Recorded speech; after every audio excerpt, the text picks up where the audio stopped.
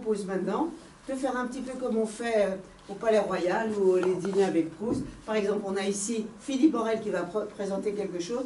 Comme ça, il n'a pas fait un truc, je me dis, très développé, mais il a une grande qualité, enfin que les gens adorent. Moi, j'aime pas parce que je suis pas bonne. Il fait la dictée proustienne. Alors, une fois par mois, il transforme le texte de Proust en dictée, mais c'est totalement déjanté. Argotique.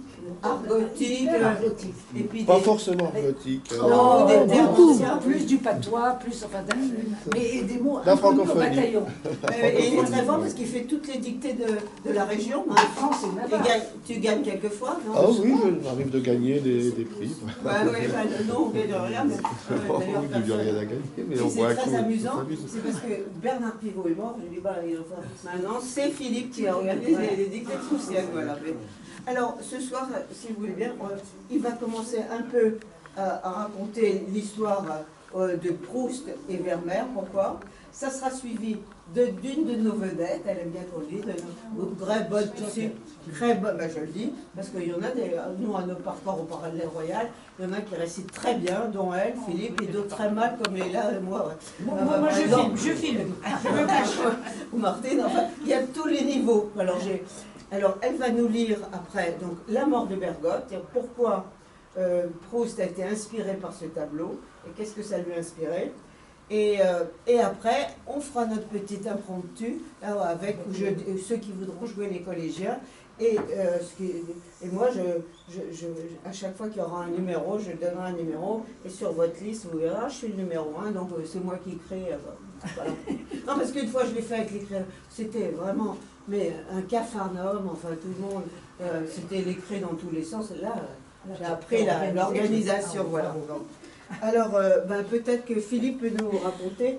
Je m'assois parce que je sors de chez le rhumato, là. Et j'allais avec Jules qui m'a emmené. Et le rhumato dit, direct l'opération. Voilà. Donc, voilà, on va me changer de genou et quelques autres choses. Quoi. Je sais pas.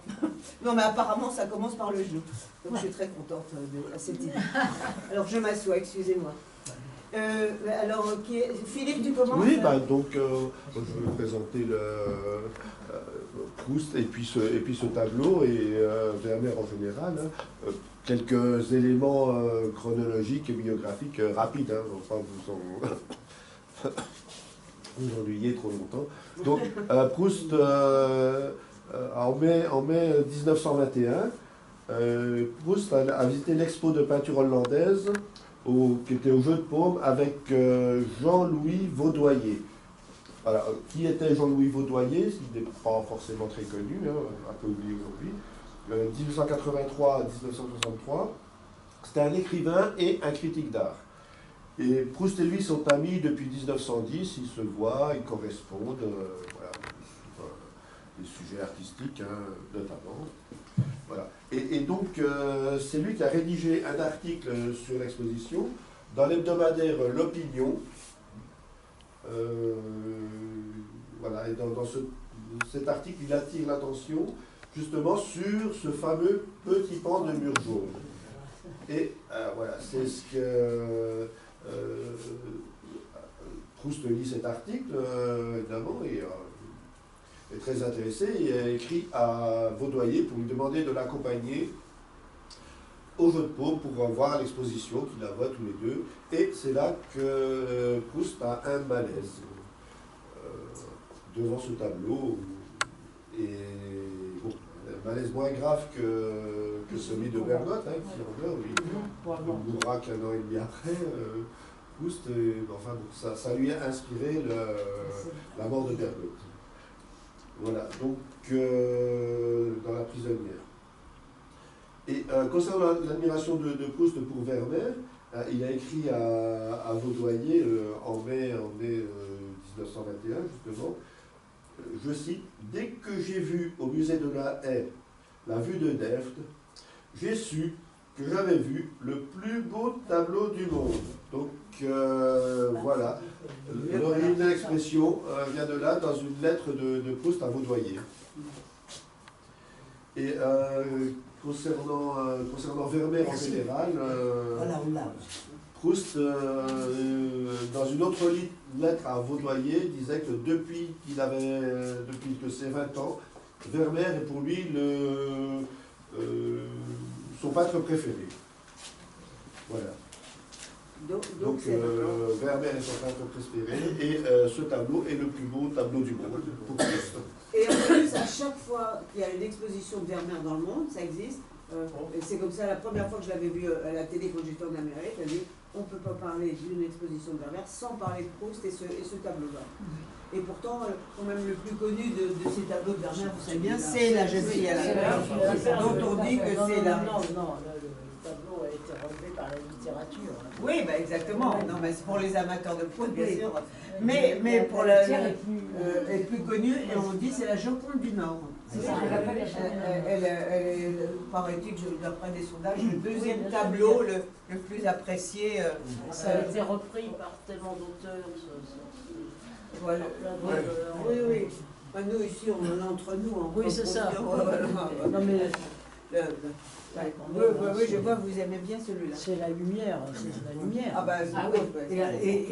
Et en vrai, la lumière est fabuleuse. Bah oui, parce elle est très bonne la reproduction, mais c'est pour ça qu'en vrai, c'est valeur ce tableau. parce qu'il y a aussi l'éclairage, enfin bon. Ouais.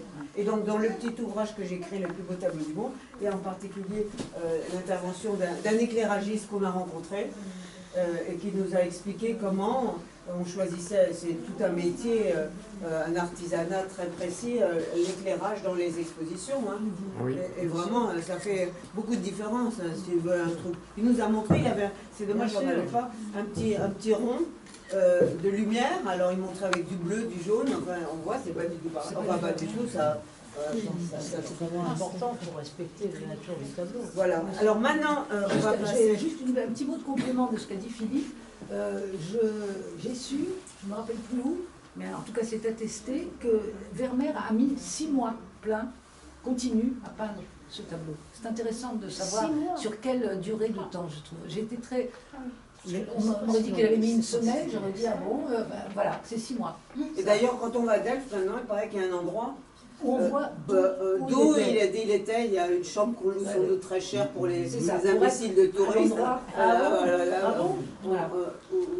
il a pas Et alors, justement, d'ailleurs, pour Vermeer, on dit que ça a l'air très exact, et ça ne l'est pas.